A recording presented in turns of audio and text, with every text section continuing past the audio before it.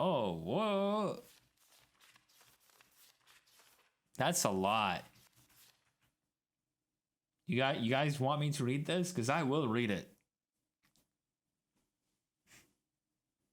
Okay.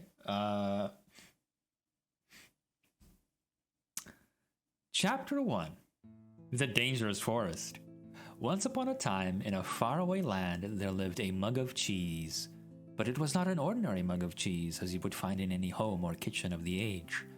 No, this mug of cheese was a distant descendant of one of the 3 grand flagon kings, the same kings who had charged on horseback to defend their capital city during the unforgettable conquests of the previous century. To which of these flagon kings he hailed from, the mug was unsure. But still, there was honor and courage in his heart. His family line heralded of deeds long past that had forever changed the course of stoop history. Did he have a name? Of course, all mugs of cheese have names, silly. This is common knowledge, just as every fruit bat is really named Stanley. The mug of cheese was named Richter the Cracked. What a name, I can hear you say. Cracked indeed. This mug of cheese bears no damage that I can see. Fall silent, you small-minded base, for therein lies our intriguing story. Let's begin at the beginning. It was a hot winter day in the forest, one of those days where everything is dull brown. The lake was still, the birds had shut up, and the trees were but sticks in the overcast sky, save for a lone pine that skimmed the clouds above like a painter's brush. It was on this day that Mr. Darblemouse was in a hurry. He had just been named a Vermin of the Year by the Society Brethren that lived under the old church, and it was customary for the honoree to bring fine port wine cheese to the ceremony. There were only hours to locate some of the precious cuisine. Fortunately, Mr. Darblemouse knew exactly where to find it, the dark cellar below the governor's castle. But unfortunately, as he approached the loose plank of wood in the old wall, he failed to realize that the heavy rains that had come during the night had passed moisture into the plank, making it heavier than usual. Thus, when he pushed the plank with all his might, it lifted just enough to push his body only halfway through. But his strength just couldn't contend with the weight of the plank, and his arms failed. The plank snapped back down, crushing him flat. After all, this story is not about Mr. Darblemouse. Or had you forgotten the mug of cheese already? I can see how you might connect the two. Mr. Darblemouse was, after all, looking for cheese, and we were talking about a mug of cheese just before. Sadly, I must inform you that there is no relation between Richter the Cracked and the rodent who is now nothing more but smooshed guts inside the wall. Except that there is. For it was the death of Mr. Darblemouse that started all the trouble. What is this? You see, when things die, they tend to smell, and that's just what Mr. Darblemouse did. But that's not all. His body, pinned between the outside and inside of the wood wall, had made a perfect passage for the hot winter wind. The wind, therefore, carried the stench of his decaying mouse carcass deeper into the governor's home. Like a snaking, twisting wisp of terror, the smell settled into a little tavern near the courtyard of the castle. Here soldiers would spend many long hours when there was no bloodlust to soothe with battle. Strong ales and red meats filled the menu from back to front at this rustic medieval greasy spoon. Mostly, the customers came to look upon the bar Maiden, Maxine, who was actually named Rita. Rita was by far the best-looking creature in all the governor's country. Hold on. Give me a little bit.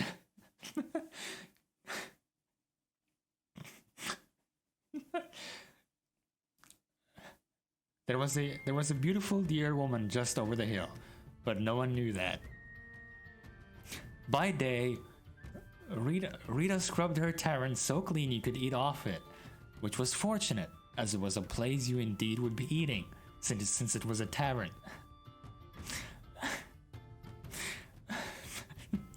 By night, She served her customers with charm, grace, but mostly with drinks. Did I mention that Rita was married? Well, I'm mentioning it now. Rita was married. Her husband's name was James. He didn't do much until he died. The smell of Mr. Mouse knocked him flat, and that, my friends, was that. Oh dear, this story has barely begun, and already we've killed 2 major characters. This is like... Okay.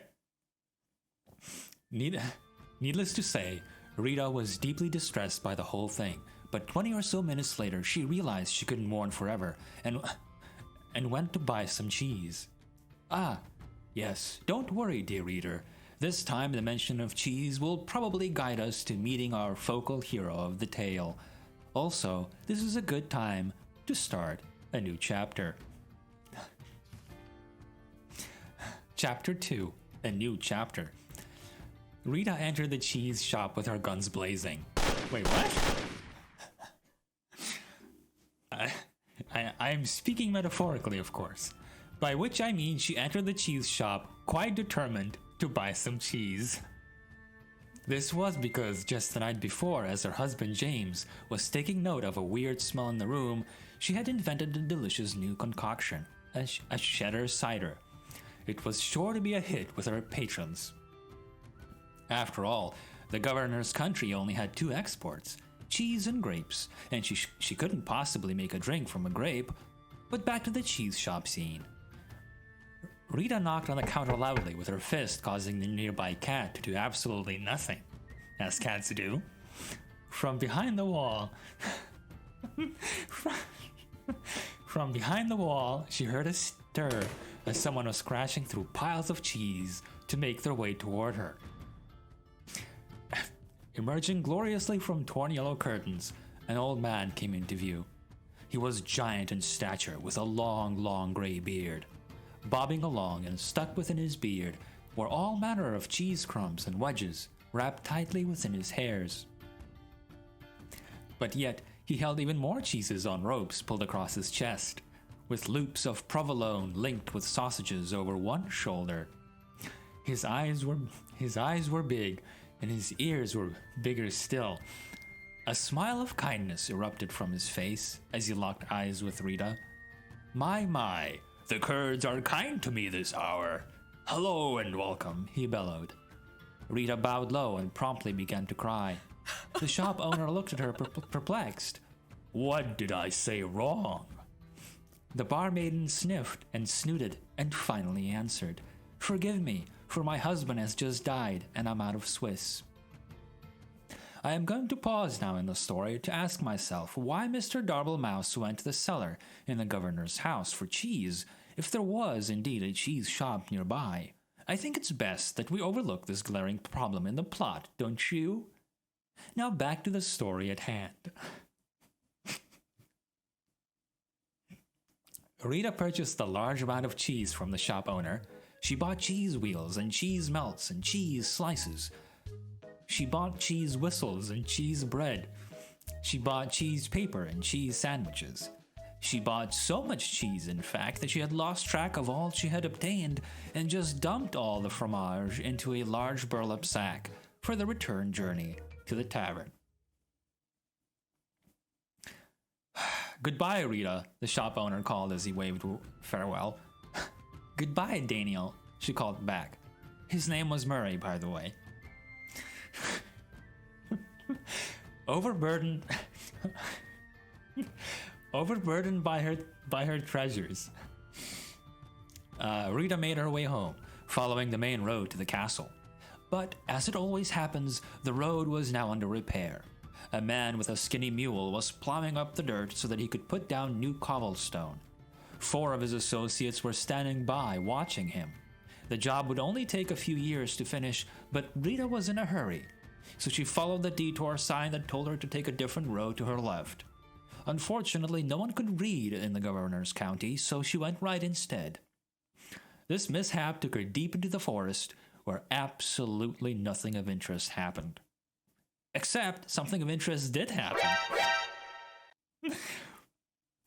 As she trotted on through the forest, her sack of cheese weighing her down, muttering complaints all the way, little did she know that danger lay just ahead.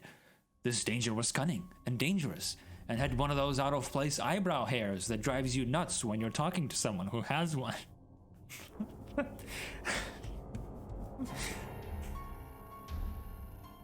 This danger we'll call Bernard, the big ugly lizard man who wears a blue cloak. Bernard didn't often have visitors in this house. This was because he lived outside. Also, he was rather fond of human flesh, which made him very unpopular. So obviously, you can see the drama unfolding here. The beautiful but tired Rita, huffing and puffing up the winding path as she approaches a certain doom. Bernard, watching from behind a nearby tree, licking his lips. Oh, the tension is tense, is it not? At this point in time, we must pause again to ponder all the possibilities that can happen now in our story. 2 characters have died already. Surely a third wouldn't hurt anything. Are you perhaps just reading this story because you want to see who will get the axe next? You are a little warped. Do you know that? Well then, let's see what happened next. Bernard stepped from behind his hiding place, his eyebrow hair gleaming in the fading sun. Dear madam, why must you pass through so fast? He called with his eyes glimmering.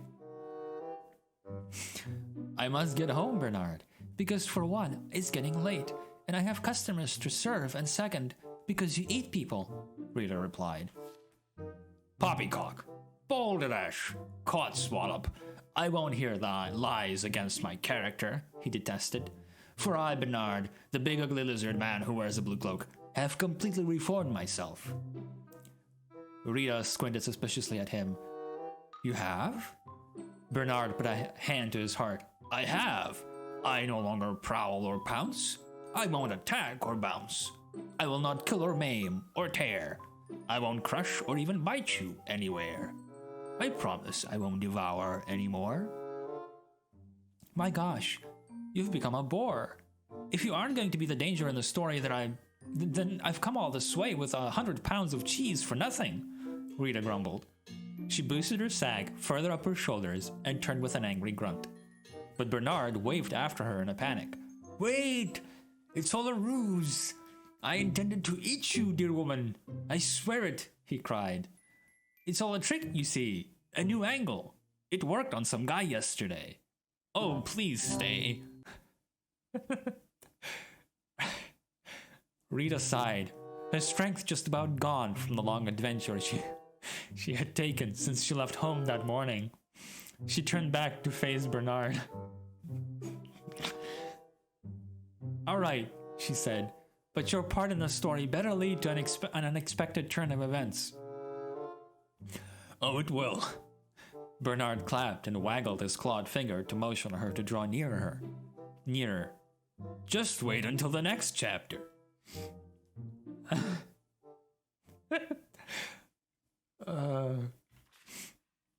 Chapter 3, the next chapter. All looked quite dire for Rita. Bernard had her within his grasp. Surely it would just be mere moments before his jaws collapsed upon her head. Oh, what a horrible end for Rita. Needless to say, I am worried for her. But as luck would have it, miles and miles away, 20 years earlier, something amazing happened. 2 mugs of cheese, a Gouda, and a mozzarella welcomed their first son into the world. I don't think I need to tell you his name. It was Dave.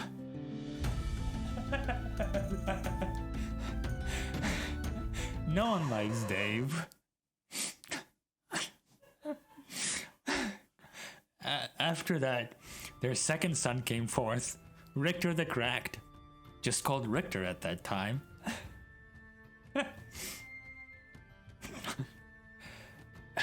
Richter spent his early life stealing cowbells and putting them on skunks. This way, people always knew when danger was nearby.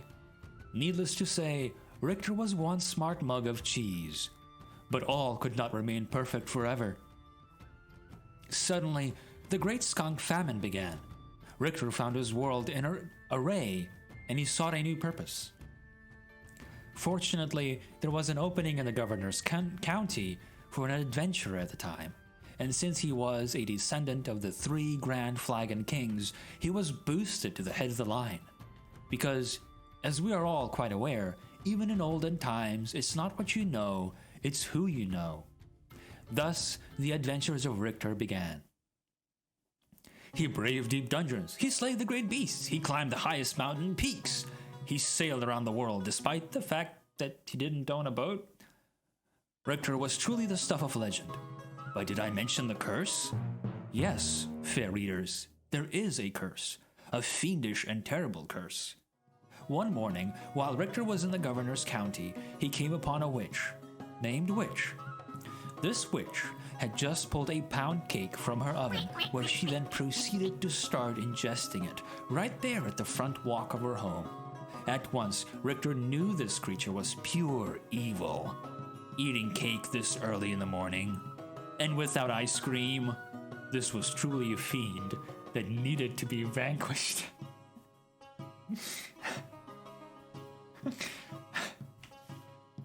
Richter jumped her fence and pulled his sword. Would you like some pound cake? The witch offered. It looked quite delicious. Richter would not let himself be seduced into early morning cake, so he approached closer with his weapon at her throat. The witch began to sweat, with a mouth full of crumbs. I also make a mean scone if you want to wait. Now no gentleman or gentle mug could refuse a good scone. So Richter withdrew his sword and patiently waited for the witch to create these new buttery pastries. But what he didn't know was that the witch accidentally had bumped her table and had added within the mixture a vial of cursed liquid. See? I told you there was a curse. You were fair warned. The moment Richter ate the scones, he fell into a deep sleep. The witch, baffled, finished her cake and proceeded to get a civil service job in a nearby town.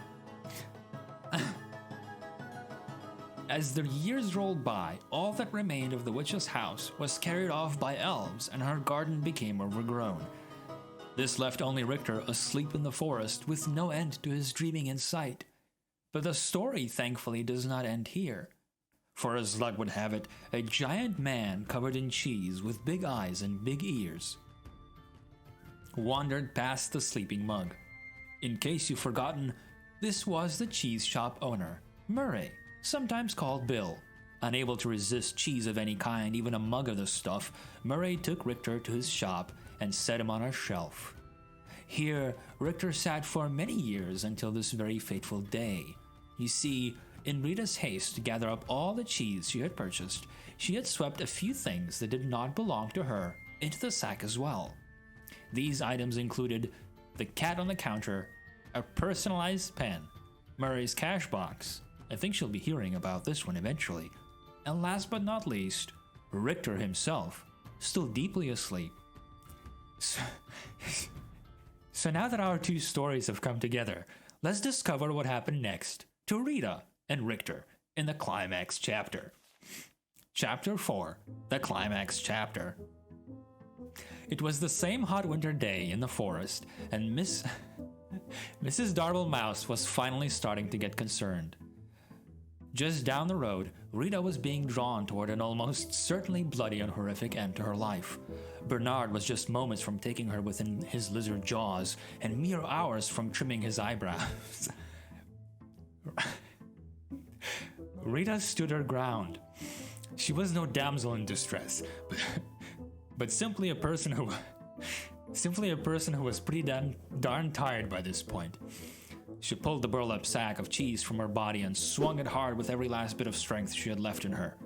An ear-shattering crack broke through the silent trees as the bag made contact with Bernard's shocked face. His teeth flew in all directions, falling like pebbles to the ground. His eyeballs dislodged and rolled into a nearby stream. What is this, the Grim? His jawbone turned completely around and planted itself on the back of his head.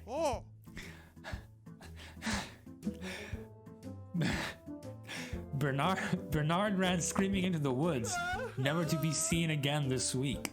His cries faded, and the forest once again felt soft and quiet. A cow walked by. Rita, still standing with her sack outstretched in her arms, stood wide-eyed at what had just happened. Surely no cheese in her bag was hard enough for that kind of impact. As she placed her burlap sack upon the dirt and peeled it open, she was amazed to find Richter, the mug of cheese, inside and looking quite dazed. He had awakened, and the curse was finally lifted. Somewhere behind a desk, the witch looked up and nodded with a smile. But oh dear reader, look what was now upon his mug body. A giant and elegant crack, the very mark of a warrior. His hero's journey was finally complete. Richter the Cracked had emerged. Yes, it is true that Richter really didn't do anything important in the attack on Bernard. Just by Richter being where he was at the perfect time, he had saved Rita. The fates were with him. Richter and Rita talked and laughed and ate cheese until the sun went down. Finally, they packed up their picnic and headed back to the tavern, where they were met with cheers of excitement. This is mostly because the guys had found out that Rita was now single. As the night wore into the early morning of the hours, the tavern remained alive in the castle courtyard with singing and dancing and cheddar cider. Oh, what a celebration. But like all parties of such proportion, eventually everyone sobers up and you have to go home. Before long, it was dawn. The sun began to rise steadily in the west, marking a fresh adventure on the horizon. A wind of a new direction began to blow with a more steady pace. It skittered across the ground and found its way between the floorboards of the governor's castle. Here, against all odds, it found the barely remaining body of Mr. Darble Mouse. The wind carried the stench far beyond the borders of the castle, over the mountains, and deep within a dark cave, where Evil slept. "What the heck is that smell?" said Evil, awakening with hellfire burning behind his eyes. Eventually, news of this great evil spread from town to town until it reached the ears of Richter the Cracked. He polished a sword and gathered some crumbs of bread to store in his mug. Wearing his best expression of courage, Richter once again set off to conquer the day. His story was not yet over. But for now, dear reader, we'll return to our own lives.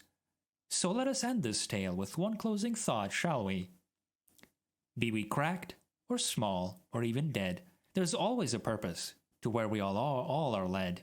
Be brave and strong, and lest we forget, fate isn't quite done with any of us just yet. The end.